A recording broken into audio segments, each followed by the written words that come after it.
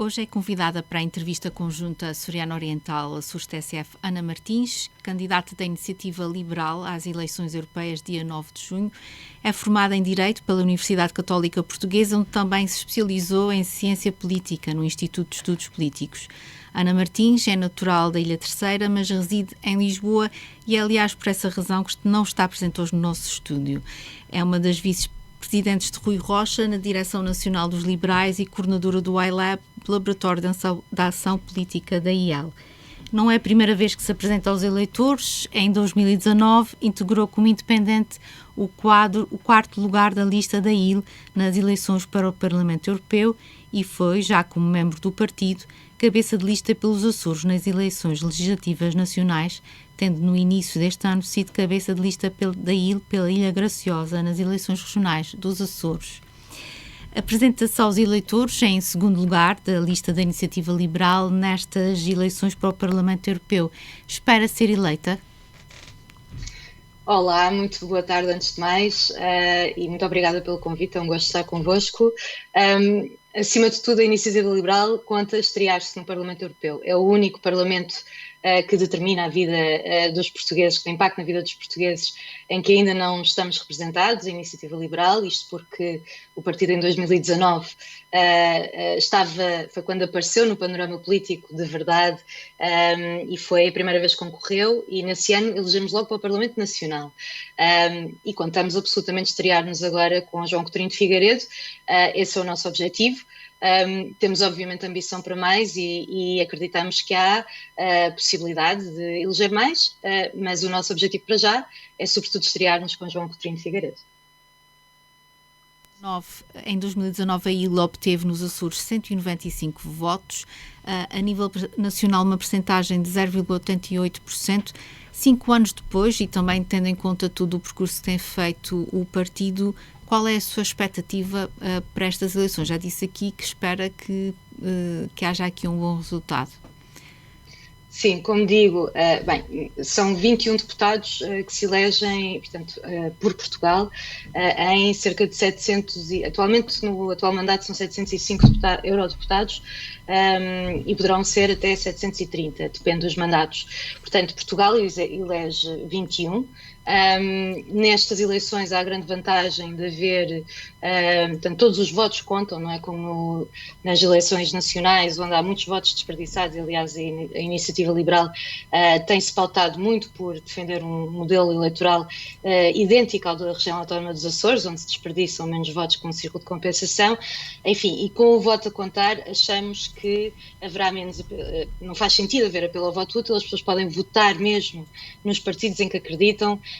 E estamos absolutamente convictos que temos as ideias mais determinantes para assegurar o futuro da Europa que queremos, uma Europa mais competitiva, mais capaz de investir na sua própria defesa e economia e inovação para poder competir no xadrez global, que está muito diferente desde 2019 e acreditamos perfeitamente que conseguimos convencer mais eleitores a dar-nos o seu voto de confiança para representar Portugal e os europeus na Europa. Considera que seria útil e para os Açores haver aqui um círculo eleitoral, uma forma diferente de eleger os eurodeputados no país e, portanto, haver também aqui um círculo eleitoral para os Açores? É uma hipótese interessante. Nós, mais uma vez, Portugal elege 21 deputados e com um círculo único a vantagem é que todos os votos de todos os portugueses, inclusivamente os açorianos, contam. Agora, outra questão é o que os partidos decidem, com essa liberdade e essa amplitude, fazer com as listas com que concorrem nestas eleições. Eu devo salientar e tenho muito gosto, é uma grande honra que a Iniciativa Liberal me tenha concedido esta oportunidade. É a primeira vez que um partido coloca em segundo lugar alguém dos Açores como candidato. Isto nunca aconteceu antes na história da nossa democracia, de 50 anos, que celebra este ano 50 anos, é a primeira vez que acontece, e é um partido que, lá está, ainda não está representado no Parlamento Europeu, estamos muito confiantes que isso irá acontecer desta vez, e portanto, na eventualidade de termos uma votação expressiva e sobretudo um voto de confiança dos açorianos, é perfeitamente, há essa possibilidade de termos mais do que um eurodeputado. E, portanto, isto para responder à pergunta, o ciclo eleitoral pelos Açores seria uma forma de garantir que havia alguém com ligação ao arquipélago, bem como também outro eurodeputado pela Madeira. Aqui penso que haveria, em 21 deputados, uma menor representação a nível ou seja, havendo a oportunidade de todos os portugueses votarem, haverá sempre forma de valorizar mais os votos se houver um círculo único. Cabe aos partidos decidir de que maneira é que se organizam para certificar que todas as regiões do país, incluindo as regiões autónomas que têm as suas particularidades, estão devidamente representadas. Em que é que a IL pode fazer a diferença no Parlamento Europeu?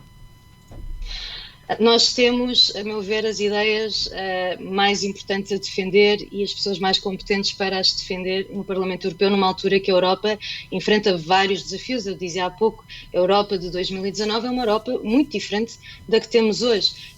Temos uma situação de guerra nas nossas fronteiras, ainda estamos a recuperar economicamente de uma pandemia, temos desafios como as alterações climáticas, a inteligência artificial, as migrações. Portanto, este próximo mandato vai ser decisivo para o futuro da União Europeia. É muito importante que as ideias certas, o espírito reformista, que pode e deve tornar a Europa mais competitiva numa altura em que o próprio xadrez global de poder está a mudar, portanto vemos uma China cada vez mais economicamente poderosa, com um modelo muito diferente e que pode colocar em causa o estilo de vida a que os europeus e os portugueses e açorianos se habituaram, e vemos também um possível arrefecimento das relações com os Estados Unidos, dependentes do resultado eleitoral das próximas eleições americanas que se irão realizar este ano. E, portanto, é fundamental defender uma Europa capaz de ser economicamente competitiva. Isto para a Iniciativa Liberal é uma prioridade desde o início, que falamos na necessidade de pôr Portugal a crescer, e da própria Europa, que sempre foi um espaço de paz, liberdade e prosperidade, poder continuar a ser, mas para isso tem que ser mais inovadora, tem que ter mais ambição, mais espírito reformista, para também poder, não é só uma questão de conforto, é uma questão de poder decidir o seu destino, a competir com outras forças a nível global, e também poder investir na sua capacidade de defesa quando enfrentamos ameaças ao nosso projeto, à nossa forma de vida, que com tanto sucesso e sem precedente na história da Europa, que é uma história infelizmente pejada de conflito, nos últimos 70 anos tivemos o oposto, o maior sucesso da história da Europa, em termos de prosperidade, liberdade e paz.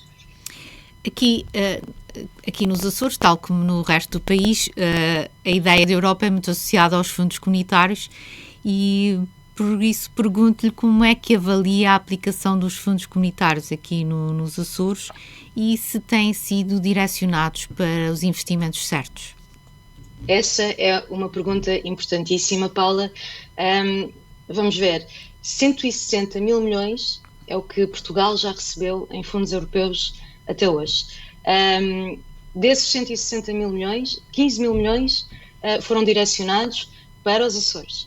E temos que nos perguntar se Portugal e os Açores estão tão bem como poderiam estar. Nós vemos a nível nacional Portugal a ser ultrapassado por países que entraram na União Europeia mais tarde do que Portugal, que foram ditaduras até mais tarde do que Portugal, há cerca de 30 anos. Nós estamos a celebrar o fim da nossa ditadura, que foi há 50 anos. Houve ditaduras que acabaram há cerca de 30 anos. Esses países estão a ultrapassar-nos. Estou a falar, por exemplo, da Roménia. No caso dos Açores, continua a ser a região mais pobre da Europa. Uma região que recebeu muito investimento de fundos europeus. E, portanto, a pergunta certa é precisamente como é que esses fundos foram investidos. Nós queremos, e está no nosso manifesto, nós queremos defender critérios de avaliação na aplicação dos fundos, na atribuição dos fundos, para que sejam devidamente aplicados. Eu deixei de ver aí por um breve período, espero que não tenha havido nenhum problema de comunicação. Não, pode continuar. E queremos também que haja fiscalização da aplicação desses fundos e, muito importante, a avaliação dos resultados, porque não basta estar a investir os fundos para, no fundo, obras que são para inglês ver ou para cortar fitas, que ficam muito bem e convencem os eleitores na altura de que alguma coisa está a ser feita porque é visível e tangível, mas depois os resultados, no fim de contas, é uma região, acho que ainda ontem saiu uma notícia que indicava que 60% dos habitantes açorianos tinha o sexto ano ainda, portanto não tinha mais do que o sexto ano em formação. Isto em parte há de ser explicado, aqueles que receberam mais formação deverão talvez ter tido mais oportunidades para sair dos Açores. Não há mal nenhum em querer sair dos Açores, desde que seja por opção e não por necessidade. Há aqui um problema também de desertificação das ilhas que tem de ser respondido. Nós acreditamos que tanto Portugal como os Açores têm muito potencial por explorar, têm produtos de qualidade para exportar. Não é só turismo, o turismo é sem dúvida uma fatia importante e cada vez mais importante da nossa economia, mas temos um potencial para muito mais. Os Açores têm produtos de qualidade, podem ser competitivos, mais na qualidade do que na competitividade, não há tanta capacidade para produção de escala, sobretudo no setor agrícola, mas há oportunidade para competir com produtos de qualidade e de nicho, não é? Mercados de nicho. E já agora, uma das nossas prioridades também é completar o aprofundamento do mercado único europeu. O que é que isto quer dizer? Nós temos um mercado único, mas ainda há muitas barreiras, sobretudo para quem produz e quer distribuir os seus produtos. Há 27 jurisdições com que uma empresa portuguesa ou sediada nos Açores terá de lidar para conseguir exportar os seus produtos. Ao contrário, por exemplo, aliás, se pensarmos bem, a União Europeia tem cerca de 500 milhões de habitantes. Os Estados Unidos têm 340 milhões. Há aqui uma enorme oportunidade, um mercado maior que o dos Estados Unidos, dentro do qual cada Estado-membro pode competir, com os seus produtos mais especializados ou de maior escala, mas há aqui muitas oportunidades que não estão a ser devidamente aproveitadas. O que é que nós queremos? Queremos que os Estados cooperem para harmonizar os seus sistemas, para que seja mais fácil alguém nos Açores, por exemplo, poder investir numa empresa noutro país e vice-versa. Os Açores, as empresas açorianas, poderem também receber investimento estrangeiro nas suas empresas. Isto é só um exemplo do que é que a IEL, sem dúvida, irá defender no Parlamento Europeu. Convém aqui fazer uma breve ressalva, Paula. No Parlamento Europeu não tem iniciativa legislativa. O que o Parlamento Europeu faz pode influenciar e melhorar as iniciativas legislativas que partem da Comissão Europeia. Exatamente. E aí a nossa agenda em matérias que vão ser discutidas e, por exemplo, temas relacionados com a economia, aliás, isto tem sido o centro da agenda e da discussão neste momento na União Europeia. Há uma consciência finalmente generalizada de que a Europa precisa de se tornar mais competitiva porque o mundo está a mudar muito rapidamente e para podermos defender os nossos interesses comuns temos que ter peso negocial. E, portanto, isto vai ser discutido e também vai ser discutido a PAC. A agricultura é outro tema muito importante, ainda por cima por causa da guerra na Ucrânia que afeta esse setor particularmente. É preciso que as instituições ouçam bem esse setor, porque há decisões muito importantes a tomar e, nesse sentido, estando representados no Parlamento Europeu, é sempre pensar como é que temos condições para sermos mais competitivos, para haver mais inovação, para reter o talento europeu, português, açoriano, reter e capitalizar e não deixar que esse talento vá para os Estados Unidos. Quer dizer, se quiserem, vão, voltem, é sempre bom e somos favoráveis à partilha de conhecimento e que haja liberdade das pessoas fazerem o que entenderem com a sua vida. Mas nós queremos ser atrativos para esse talento. Disse há pouco que os Açores ainda continuam com indicadores de pobreza preocupantes, e falando aqui ainda dos fundos comunitários, isso exige também aqui uma maior atenção da União Europeia, nomeadamente com o Estatuto da Região Ultraperiférica, a política de coesão. Estando prevista a entrada de mais países da União Europeia, considera que aqui os Açores vão ter de se preparar de algum modo para uma redução de fundos comunitários no breve trecho? Breve talvez não, mas nos próximos tempos. Essa é outra questão importantíssima, Paula, porque mais cedo ou mais tarde os fundos, nós vamos ter que deixar de depender tanto dos fundos, e é mesmo possível que deixemos de depender de todo com novas regiões a entrar, e isso também, nós não temos que ver isso como contra os nossos interesses.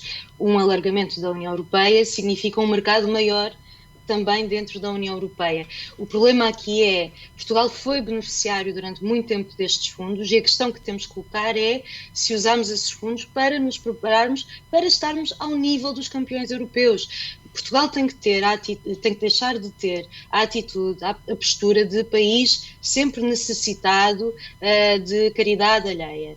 Não é? Nós temos imenso potencial, não somos tão pequenos como muitas vezes pensamos, até temos uma dimensão média para a média europeia, temos o nosso espaço marítimo, que é o maior do espaço da União Europeia, e temos aqui muito potencial por aproveitar, e portanto acho que houve um mau aproveitamento dos fundos até agora. Ainda temos a oportunidade de utilizar os fundos que ainda vamos receber, e as regiões ultraperiféricas irão beneficiar. Temos que fazer esse investimento de forma inteligente, estratégica, e aqui a União Europeia pode ter um papel a dizer,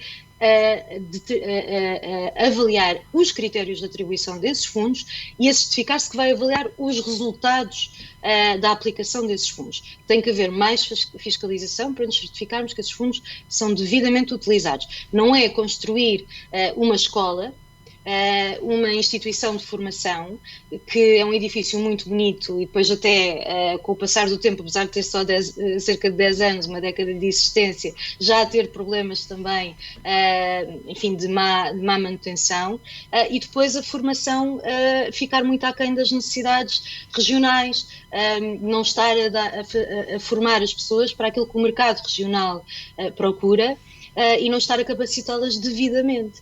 Portanto, se os fundos sociais são direcionados de forma ineficaz para resolver verdadeiramente os problemas dos açorianos e poder prepará-los para o futuro, para potenciarem, otimizarem o potencial da região, temos um problema e tem que ser resolvido rapidamente, porque também em breve, muito provavelmente, veremos esses fundos a serem canalizados para outros países que precisam mais deles do que Portugal. No fundo, é um pouco, Portugal teve a sua oportunidade, os Açores tiveram a sua oportunidade.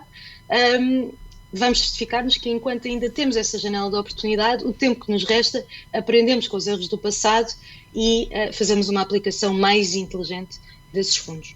Ter boas acessibilidades é algo que é estratégico aqui para os Açores. Considera que tem havido aqui uma discussão sobre a criação de uma espécie de Pousei Transportes. A IL defende um programa semelhante a este, com apoios específicos para esta área? Mais uma vez, achamos que os fundos têm que ser devidamente avaliados e fiscalizados para preparar a região para ter autonomia nestes aspectos. Nós temos, a nível de transportes marítimos, é uma área onde há operadores privados e muito bem a conseguir assegurar o transporte de mercadorias. Esse modelo pode e deve ser também utilizado para assegurar rotas aéreas. Portanto, há interesse de operadores nesse domínio também, e devemos fazer essa aposta também, como defendemos também já agora, para a TAP. A nível de... ainda não percebi se essa proposta que existe requer fundos adicionais, ou se requer reverter fundos que atualmente são direcionados para a agricultura e pescas, também para transportes. Aqui a questão é, os fundos que existirem, devem ser sempre aplicados numa ótica de um dia deixarmos de ser dependentes deles por não necessitar, não é? Portanto, é uma responsabilidade do Estado, até é uma responsabilidade a nível constitucional, assegurar as ligações de transportes a todo o país e designadamente às regiões autónomas, que são aquelas que lidam com uma distância assinalável comparativamente ao restante território.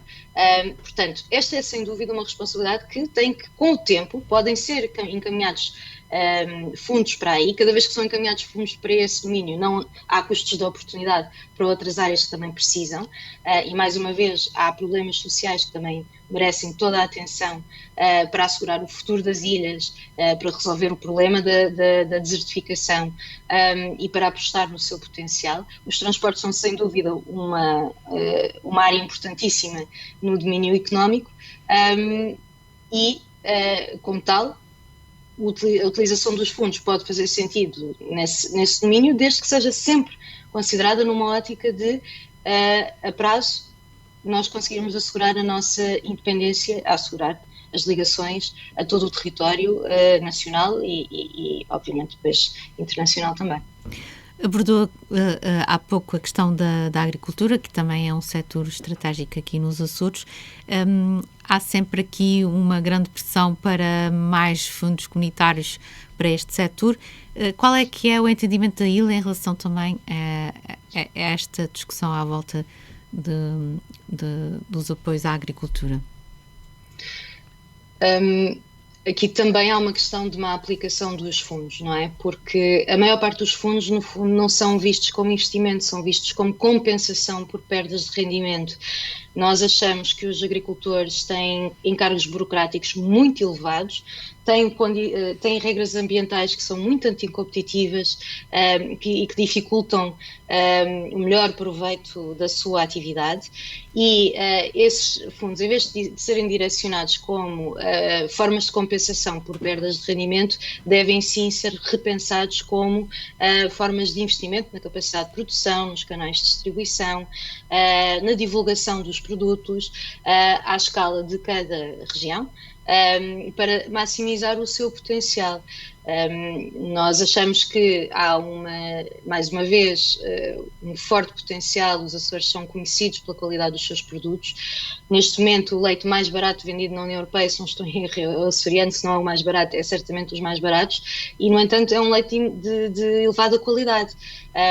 Nós podemos ser mais competitivos, temos boa produção, temos bons produtos, é preciso que o investimento que existe seja canalizado para otimizar essa produção, e não numa ótica de subsidiar a perda de rendimentos, que não, obviamente, é útil para que as pessoas possam, enquanto não conseguem maximizar a sua atividade, suportar-se, mas não está a ser pensado a médio e longo prazo, não está a pensar no futuro da região e nas futuras gerações já agora.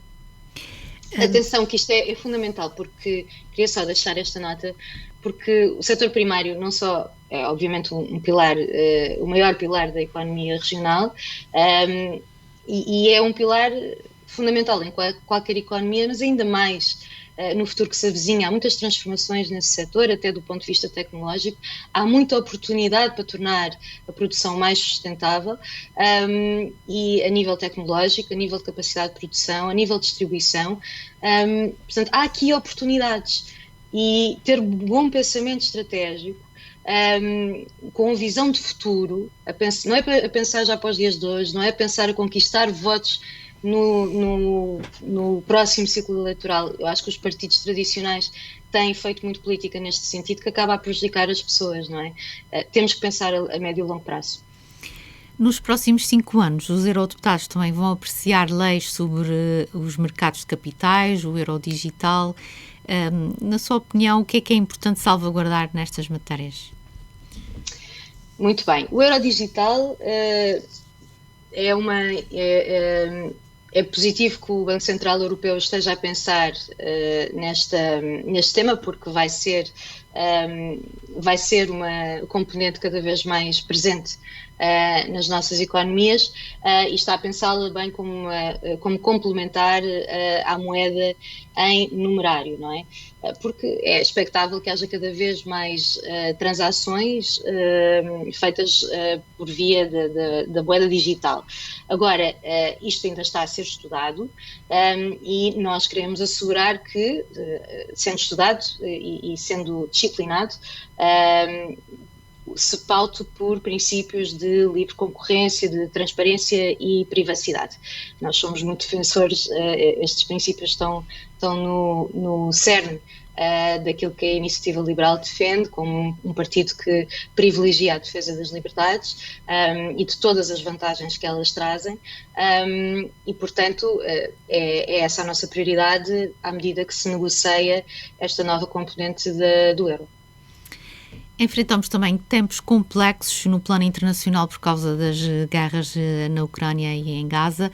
O que é que pensa ele sobre a criação de um exército comum aos Estados europeus, ou um maior investimento na defesa, ou outras formas de, no fundo, fortalecer a União Europeia face a estas ameaças?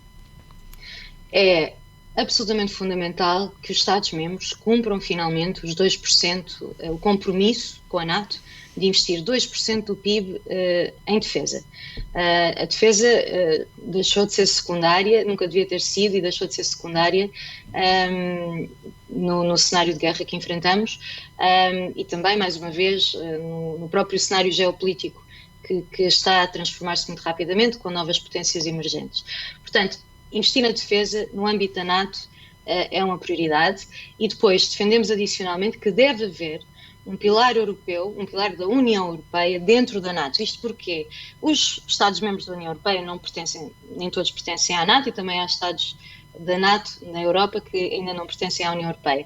Em todo o caso, há interesses comuns a defender, e faz sentido, e isto aliás já acontece informalmente, faz sentido formalizar essa forma de negociação para podermos articular melhor os nossos interesses comuns dentro da aliança da NATO. Achamos que não faz sentido agora estar a pensar num exército europeu quando a NATO está perfeitamente capacitada e é até mais eficaz, porque é um espaço mais amplo de defesa de princípios democráticos e liberais comuns, de promoção desses princípios, em contraste com outras forças geopolíticas que querem outra forma de sistema político que não, que aliás viola sistematicamente as liberdades das pessoas, dos seus cidadãos, e se puderem, é isso que quererão para a Europa também. Há também desafios transversais a todos os Estados, a nível global mesmo, como as alterações climáticas, as migrações, as notícias falsas, a inteligência artificial. Estes são temas que também devem merecer mais atenção e mais legislação também por parte da União Europeia. Esses são temas fundamentais a discutir no espaço europeu. Porquê? Porque são temas, como disse bem, transversais. Não afetam, ou seja, um Estado legislar só para si pode muito bem não conseguir resolver o problema por inteiro, porque está relacionado também com as decisões de outros Estados. Para nós faz todo o sentido coordenar estas políticas ao nível nacional, e já tem havido passos dados nesse sentido. Vimos agora o Pacto das Migrações e Asilo aprovado recentemente. Ainda há melhorias a fazer nesse sentido, é um tema muito complexo, mas sem dúvida deve ser negociado ao nível europeu, com todo o respeito, obviamente, pela soberania dos Estados-membros, e sobretudo, sempre na medida do possível, nós, a Iniciativa Liberal, defende o princípio da subsidiariedade, que basicamente significa que tudo o que são matérias que impactam mais ao nível local devem ser decididas pelo nível de governo mais próximo das pessoas. Estas matérias que são transversais devem também, na medida em que impactam especificamente um local, também ter esse nível de governação envolvido, mas têm que ser pensadas ao nível continental, ao nível da União. Acredita que nestas eleições haverá aqui um fortalecimento das forças políticas mais extremistas e os populismos que, no fundo, têm ganho força aqui no espaço nacional e também europeu?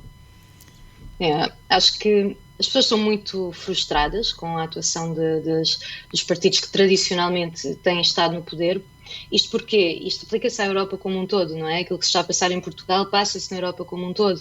Os europeus habituaram-se a um estilo de vida muito confortável, a uma Europa de, lá está, paz, prosperidade e liberdade. Tem sido uma conquista histórica, na verdade, e vivemos numa era paradoxal porque somos beneficiários dessas grandes conquistas, mas temos todos receio de perder isso no futuro próximo e das próximas gerações não conseguirem beneficiar das oportunidades que as gerações anteriores tiveram. Portanto, as pessoas estão muito frustradas, estão muito preocupadas e estão a sinalizar claramente essa frustração aos partidos tradicionais, nos quais têm perdido confiança.